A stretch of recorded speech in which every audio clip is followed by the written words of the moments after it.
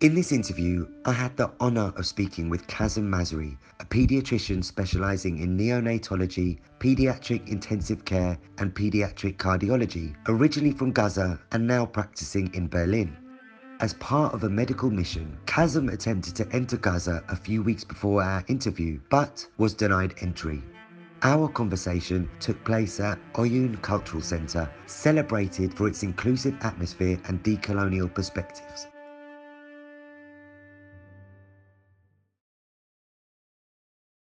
If you ask a Palestinian, how are you doing at the moment, it's not the best way to start, because obviously with everything that's going on, but I do want to know how you're doing. I feel devastated.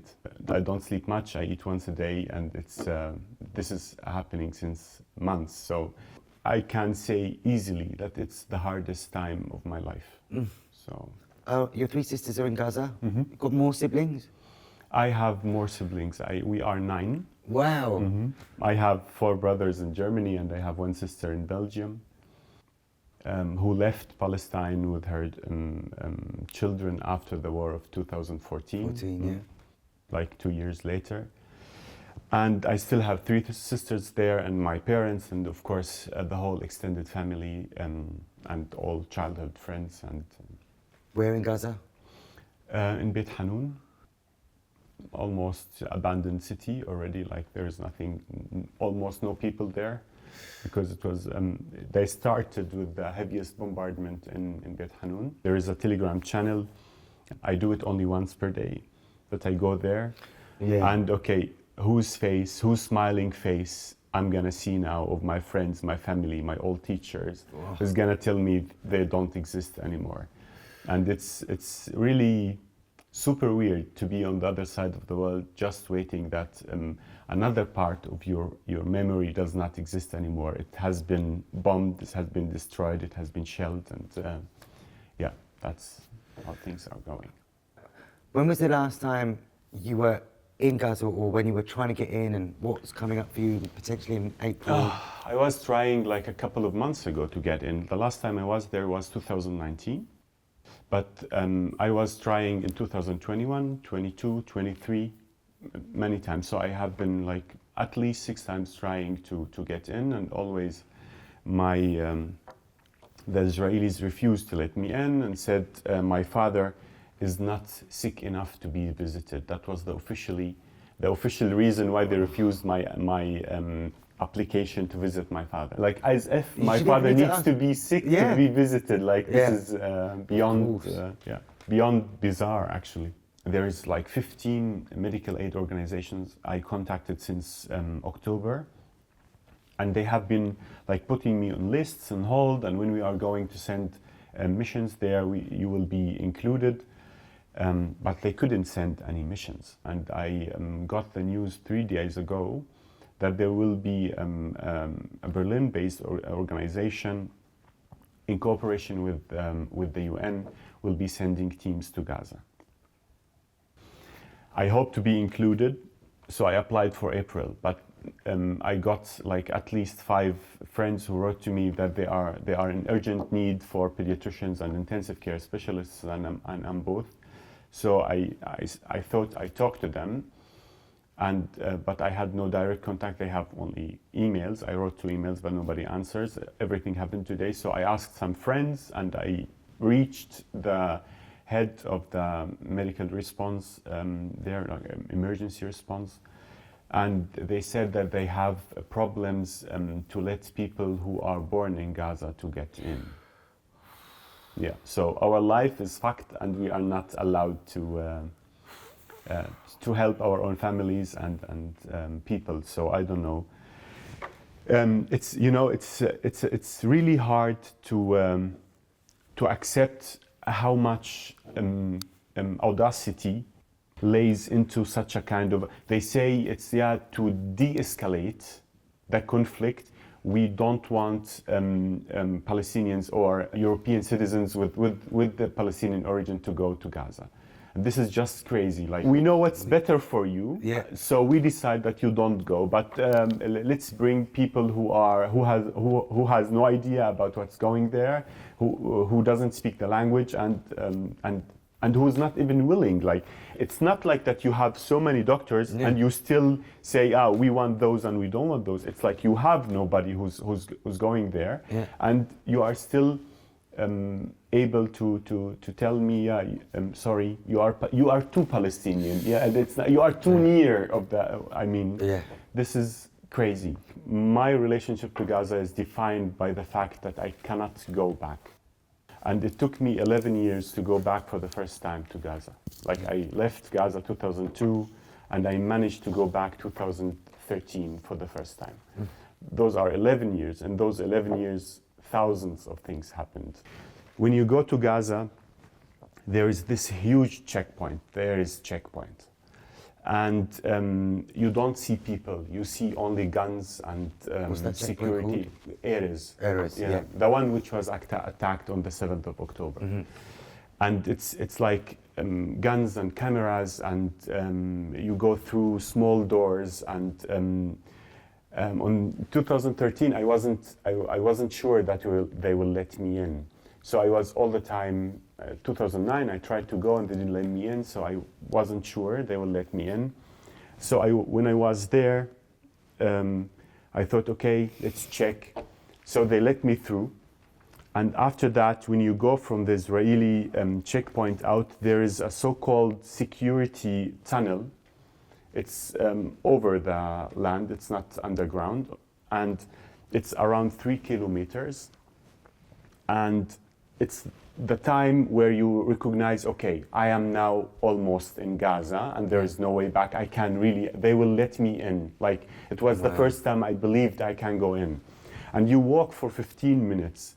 And for me, it was those 15 minutes. All I had to, the concentration of 11 years of absence, you are now able to think about all the memories which were so painful that you didn't want to think about. And you go through this tunnel, and you walk. Actually, you are in a kind of you are absent in your thoughts, and the only thing which connects you with reality is actually some sounds, and the sounds of your shoes on this beton tunnel. And at the end of this tunnel, my mom was standing, and it was like after those 15 minutes, all I had to remember and to be for me, because after that, you are busy with the people you love, you didn't see for so long time. And so that's my connection with Gaza. So it's defined by the inability to go there, to visit. And it took me like years to overcome this feeling of disbalance, which have been left always inside me when they say, no, you have family there, you belong there, been born there, but you cannot go in. And it's really a devastating feeling.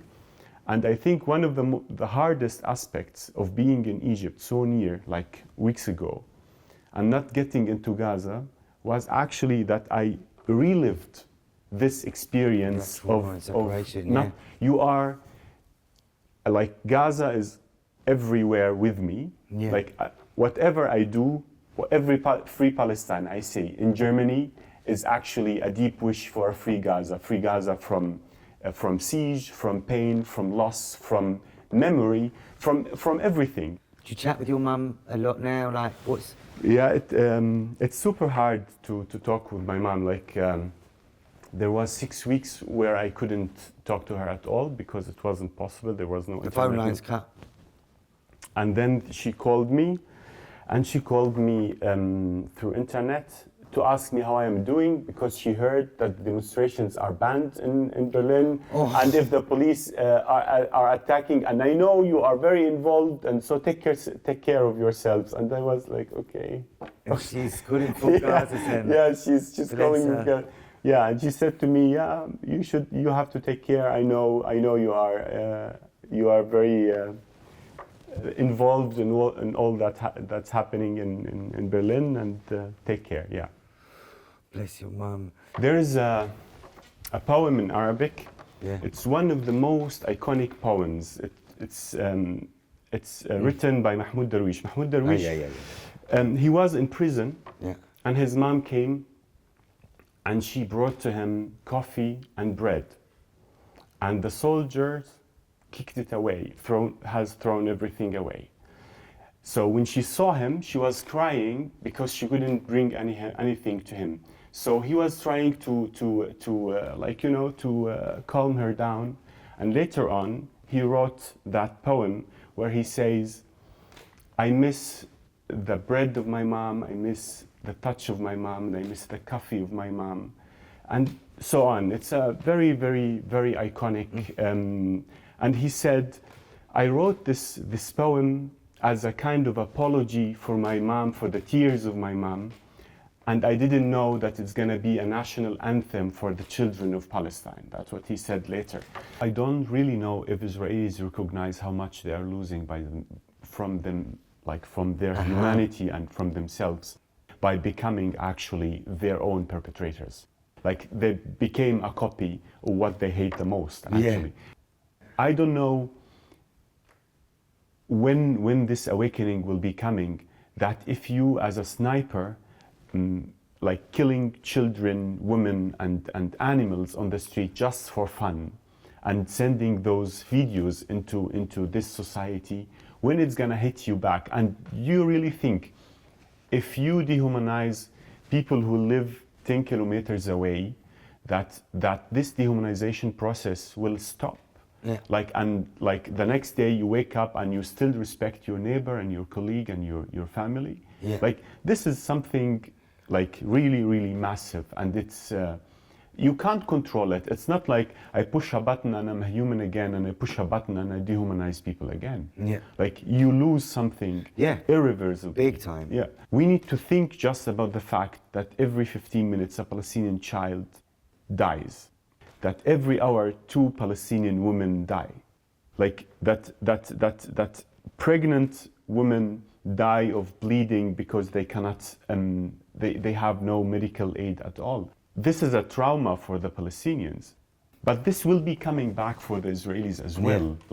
For sure, you cannot make such a huge crime and think your life will be going further without any problems.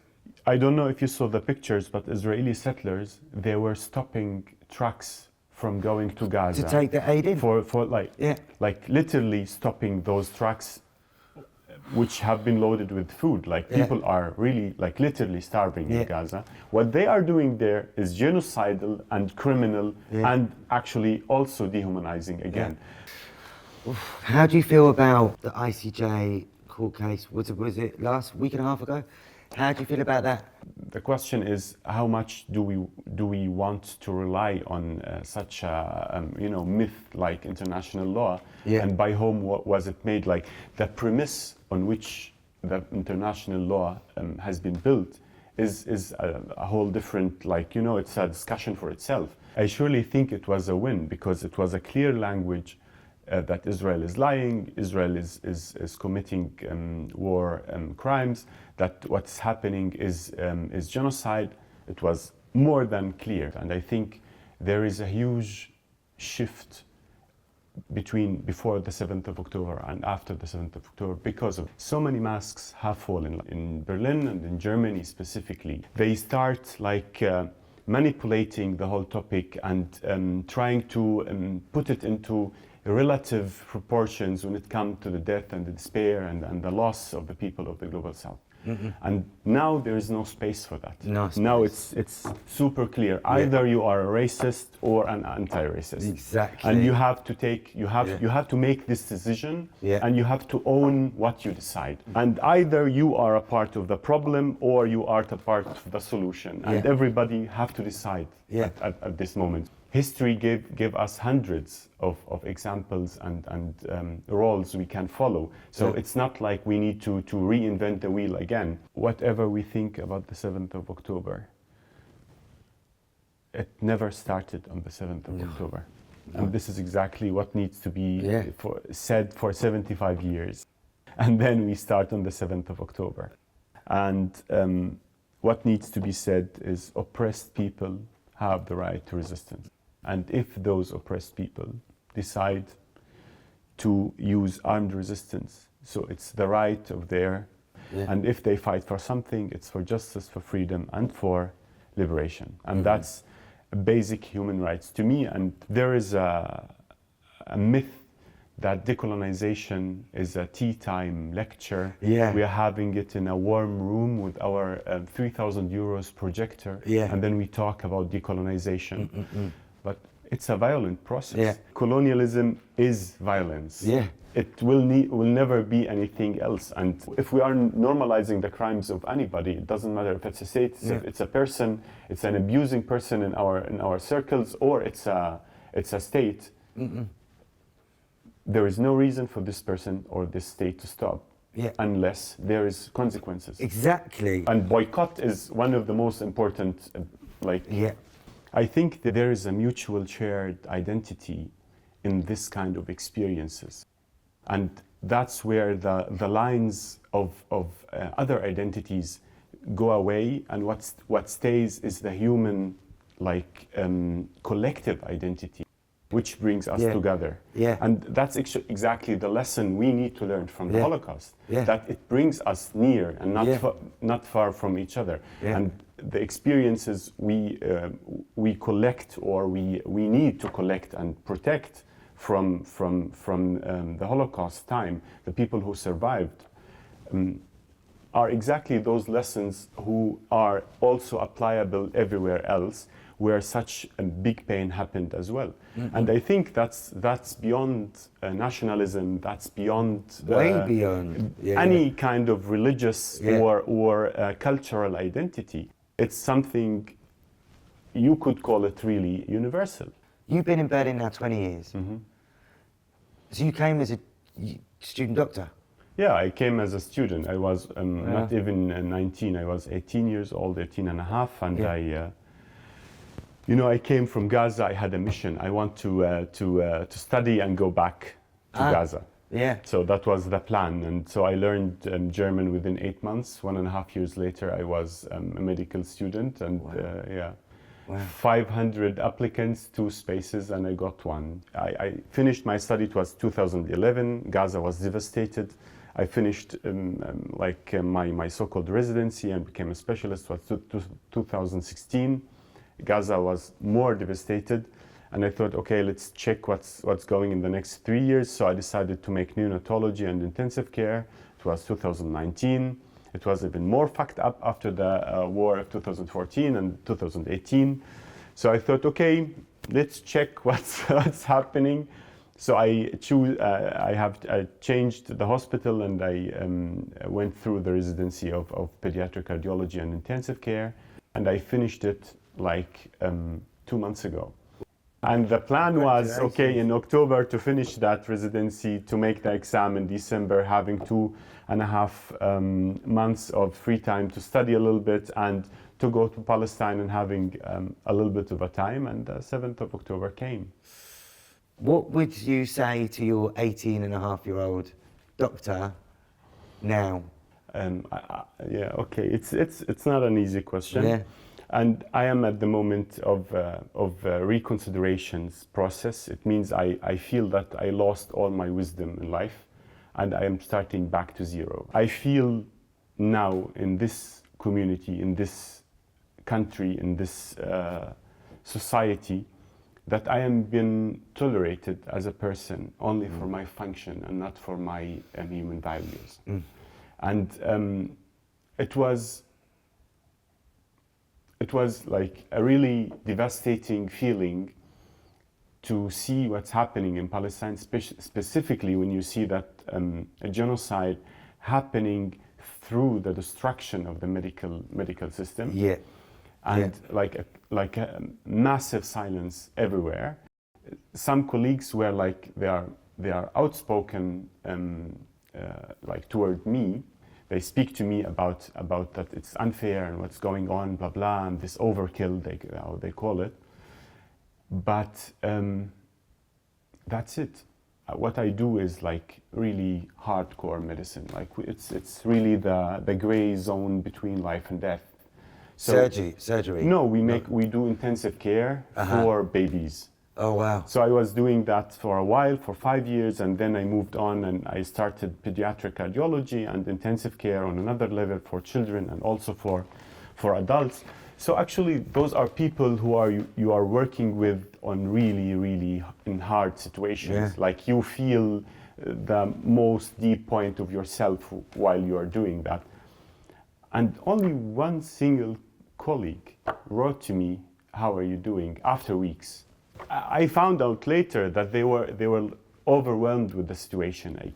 They couldn't find the words. But it's like it felt so lonely. It felt so like, wow, what happened with those 5 years we spent together? Like, what value does it have? And that's and that's why I have this crisis again. You feel like losing faith in humanity. But when I do what I do, I cannot afford losing faith in humanity.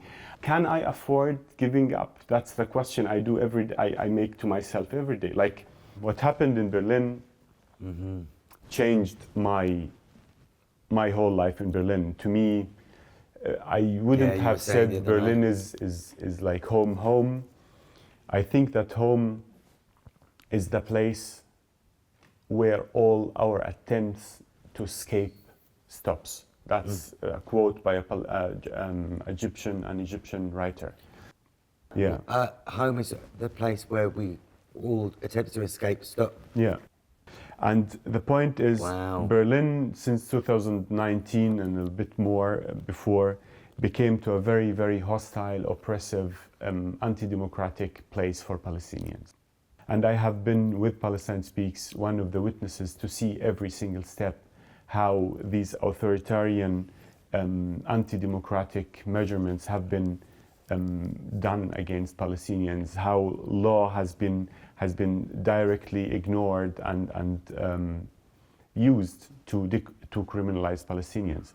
And in the time after the 7th of October, it led to a massive wave of discrimination and racism against Palestinians in schools, on the streets, and Berlin was also inspiring, but inspiring by its community. Our community who went on the street and took the street, although there was a ban on demonstrations in Berlin, to support our people in Gaza. And that was one of the most iconic moments where the Sonnenallee became to a spot of resistance against police violence, against state authorities, against anti-democratic regulations, laws, and oppression. So iconic. And that's why Berlin was inspiring at that moment. But when I came back from Egypt in December, I have never felt like a stranger or a foreigner like when I came back. Yeah. Like not even when I came for the first time to Berlin, I felt that loneliness. And Germany went even further. Like they are not only supporting logistics and politics, they are selling weapons, they are sending support.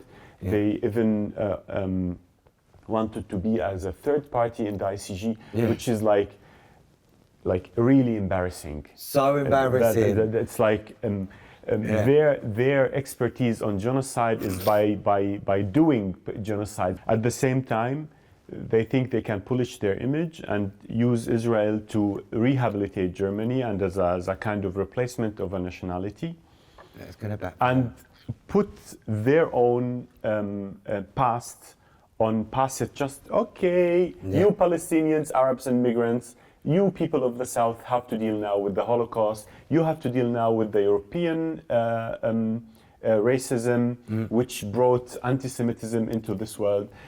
We can ignore that Arabs are Semites too, and we can call all of you anti-Semites. And for them, it's a win-win situation. Yeah. Of course, now they can get rid of their past and start their own fascist policies, which is already started. Like, can you imagine the German Chancellor is on the title of Spiegel saying, "Wir werden in großem Maße abschieben." We're gonna deport in the biggest style. And this is the Chancellor of the Social Democrats. That's what happened with the shifting of the German politics. but it's so serious. Like It's so serious. like people are deported, Yeah. people are rid of their visas, people are fired, people cannot find a job anymore. If you ask Adam Brumberg, his ass was kicked in the demonstration for the Nakba, which was made by Palestinians and Jewish activists in Berlin. I was involved, and you know the title of the press was Palestinians annoy or disturb a Jewish demonstration with anti-Semitic chants, where you think, my God, like you really can't believe it. It's really unbelievable. Yeah. So they will definitely see consequences of their what they are doing. Yeah. So it's not.